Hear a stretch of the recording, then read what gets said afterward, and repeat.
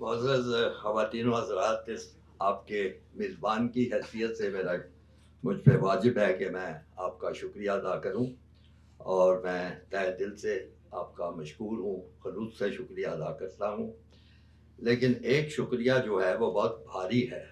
وہ میں باوجود کافی سوچ بچار کے وہ نہیں کر پا رہا، اور وہ شکریہ ہے شعیب بن عزیز صاحب کا، جن کی مہربانی ہے کہ انہوں نے اتنی خوبصورت، اتنی شاندار، اتنی دل پذیر محفل کی میزبانی کے لیے ہمیں منتخب کیا اور یہ اعزاز ہمیں بخشا۔ میں یہی سوچ رہا تھا کہ ہم تو بڑی کوشش سے یہاں پہ ایک خصوصی نشست کا اہتمام کرتے ہیں، اور بڑی ڈھونڈ ڈھونڈ کے کسی کی منت سماجت کر کے زیادہ سے زیادہ ایک آدھ شخصیت راضی ہوتی ہے، اور وہ آتے ہیں، اور وہ بھی بڑی بھاگ دوڑ کے ایک نشست ہوتی ہے جس میں حاضرین کی کیفیت بھی یہ نہیں ہوتی جو کہ یہاں پہ ہے، اور ہم اس پہ ہی بڑے خوش ہو جاتے ہیں کہ چلو ہم نے بڑا کارنامہ کر دیا۔ لیکن آج کی جو محفل ہے، اور میں اسٹیج پہ بیٹھے ہوئے خواتین و حضرات کی طرف نظر دوڑاتا ہوں، تو مجھے بڑا ایک عجیب سا فرحت بخش احساس ہوتا ہے کہ اتنے شاندار لوگ، اتنی عمدہ باتیں کرنے والے لوگ، اتنی شاندار محفل جو ہے،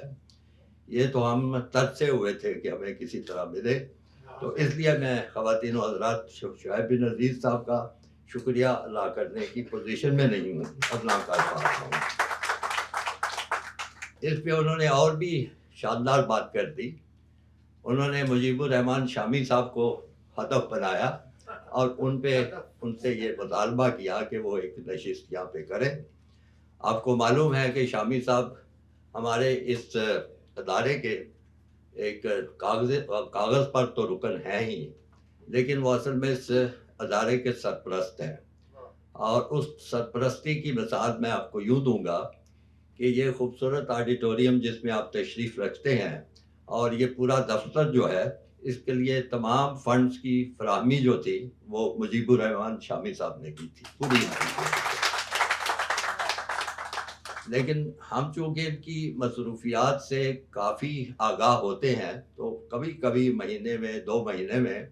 ڈرتے ڈرتے گزارش کرتے ہیں کہ فلانا موقع ہے، اگر آپ تشریف لے آئیں۔ اور ان کی بڑی مہربانی ہے کہ اکثر و بیشتر آ بھی جاتے ہیں، لیکن بہرحال مصروفیات ہے، کبھی ٹیلی ویژن کا پروگرام ہوتا ہے، کبھی کسی سے ملاقات ہوتی ہے، کبھی کبھی آ جاتے ہیں۔ اس لیے میں تو کافی سوچنے کے بعد اور کچھ کافی وظیفے کر کے اور سوچ و بچار کے بعد ان سے فون کرتا ہوں کہ جناب کچھ وقت عنایت فرما دیں، اور جب یہ وقت دے دیتے ہیں تو ہماری خوشی دوبارہ ہو جاتی ہے، خاص طور پہ ایسی اہم اجلاس جس میں اس ادارے کے بارے میں کچھ فیصلے کرنے ہوتے ہیں، تو اس میں پھر ہمیں ان کی شدت سے ضرورت محسوس ہوتی ہے، اور ان کی رہنمائی کی وجہ سے ہم اچھے سے اچھے فیصلے کر سکتے ہیں۔ میں شعیب نذیر صاحب سے پھر درخواست کروں گا کہ انہوں نے جو تجویز پیش کی ہے اس کو بلانا دیں، اس کے لیے پوری طرح کوشش کریں، عمل کریں، اور ان سے ایک تاریخ لے لیں تاکہ ہم وہ محفل یہاں پہ سجا سکیں۔ باقی احسانات کی بات ہو رہی ہے، بہت ہی خوشی ہوئی میں ساری باتیں سن کے، اور مشیر کاظمی صاحب کے یہ جو نغمے جن کا حوالہ دیا جا رہا ہے، جو کتاب میں لکھے ہیں، ہم تو پتہ نہیں کس زمانے سے سنتے آ رہے ہیں، لیکن اس وقت چونکہ اس شاعر کے بارے میں کچھ معلومات بھی نہیں تھیں، واقفیت بھی نہیں تھی، اور ویسے بھی جو حضرات مجھے جانتے ہیں تو میں کوئی شعر و ادب اور سخن کی دنیا کا تو آدمی ہوں نہیں، ہم تو یہ فلمیں دیکھیں، گانے سنے، خوش ہوئے، جھوم لیے، تو یہ نہیں پتا تھا کہ یہ اتنی بڑی عظیم شخصیت ہے جو ان گانوں کے پیچھے ہے۔ لیکن 1971 کی جو حالات اور واقعات کا حوالہ بار بار آیا ہے، اس میں 2-3 واقعات میرے ذہن میں رہتے ہیں۔ مثلاً جب یہ معاملہ ہوا تھا تو میں کراچی میں تھا، اور پاکستان نیوی کے ساتھ میری کچھ فرائض سر انجام دے رہا تھا۔ اس میں ایک جون ایلیا نے بڑی زبردست نظم پڑھی تھی، اور جس میں مجھے نظم اس طرح شعر سمجھ آتے ہیں کہ جب اس کی داد بے شمار ملے تو پھر لگتا ہے کہ واقعی بہت اونچا ہوگا شعر۔ جس میں ان کا کچھ اس طرح کا تھا شعر، اگر میں الٹ پلٹ کر دوں تو برا نہ منائیے گا۔ یہ تھا کہ ہم نے شکست دی ہے ہمیشہ شکست کو. زور زور سے جھوم جھوم کے وہ پڑھتے رہے تھے کہ ہم، اور بار بار تکرار کی گئی کہ یہ دوبارہ پڑھیے کہ ہم نے شکست دی ہے ہمیشہ شکست کو، اور پہلے یہ تھا کہ ہماری شکست کھانے کا سوال ہی پیدا نہیں ہوتا وغیرہ وغیرہ. پھر اسی طرح فیض صاحب کا وہ مشہور تھی جس میں ایک مصرع مجھے ہمیشہ ہی بڑا دل کو چبھتا ہے، پسند آتا ہے کہ ہوں کہ یہ دھبے دھلیں گے بہت برسات، کتنی برساتوں کے بعد. وہ ہم جی ہاں اسی کا ہے مطلب ایک وہ بہت یاد آتا ہے، اور اب ان کی پڑھی ہے تو بڑی برا.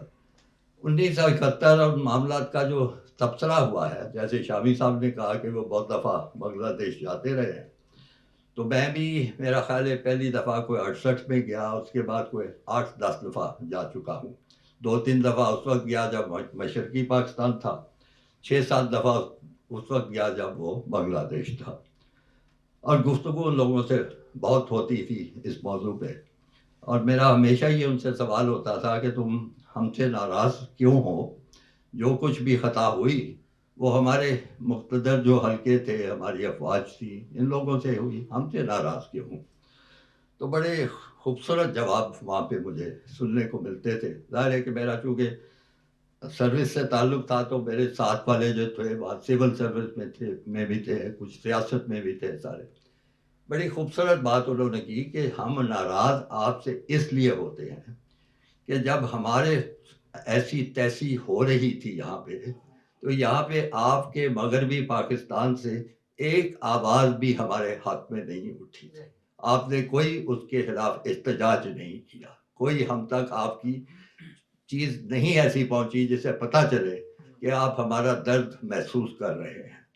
تو میں نے 1-2 حوالے دینے کی کوشش کی، لیکن انہوں نے کہا یہ تو ایسے ہی چھوٹی موٹی باتیں ہیں، آپ کو مجموعی طور پہ ہمارے ساتھ کھڑا ہونا چاہیے تھا تو پھر معاملہ ٹھیک ہوتا. شاوی صاحب نے حوالہ دیا کہ وہ شاید 2008 کا کہ حسینہ واجد آئیں اور اس کے بعد یہ ہوا،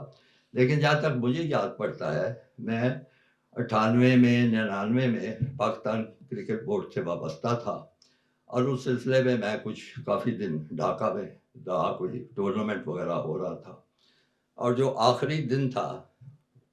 اس میں وزیر اعظم بنگلہ دیش جو تھی حسینہ واجد، 99 کی بات کر رہا ہوں، شاید 98 کا آخر ہوگا، وہ تشریف لائیں اور ہمیں کہا گیا سارے مختلف جو کرکٹ بورڈ کے سربراہان تھے کہ آپ کھڑے ہو جائیں اور ان سے ملاقات کر لیں. وہ ہم ریسیپشن استقبالیہ بن کے کھڑے ہو گئے، جس میں سب سے آگے 1-2 گورے تھے، آسٹریلیا کا تھا، انگلینڈ کا تھا، نیوزی لینڈ بھی تھا، انڈیا والا. میری باری کوئی 5ویں تھی، تو وہ آئیں اور بڑی گرم جوشی سے سب سے ملی، ہاتھ میں لایا، گپ شپ کرتی رہی. جب مجھ تک پہنچی اور میرا تعارف کرایا گیا پاکستان کا نام سنتے ہوئے، ان کے چہرے سے مسکراہٹ بھی غائب ہو گئی اور ان کی بات چیت بھی ختم ہو گئی، بلکہ مزید زیادتی انہوں نے کی کہ ہاتھ میرا پکڑا ہوا تھا ملانے کے لیے، اور گفتگو میرے سے پہلا والا جو شخص تھا انڈیا والا اس سے بات کر رہی تھی. یعنی 1-2 منٹ ہاتھ بھی پکڑے رکھا اور یہ جتایا کہ میں کوئی بات کرنا نہیں چاہتی. تو یہ 98-99 سے یہ معاملہ جو ہے خاصا خراب ہو چکا تھا، اور بعد میں تو آپ کو پتہ ہے کہ معاملات کیسے گئے. لیکن جہاں تک یہ حکومت کی بات ہے یہ علیحدہ ہے، جہاں تک ان کے لوگوں کا رویہ ہے وہ بھی میں آپ کو ذکر کرنا چاہتا ہوں، کیونکہ وہاں پہ ایک بڑا دنگل تھا. پاکستان ہندوستان کا میچ آپ کو پتہ ہے، جب بھی ایسا میچ ہوتا ہے تو بڑا زور شور ہوتا ہے. ہم باقاعدہ غور کر رہے تھے اور بڑے ڈرے ہوئے تھے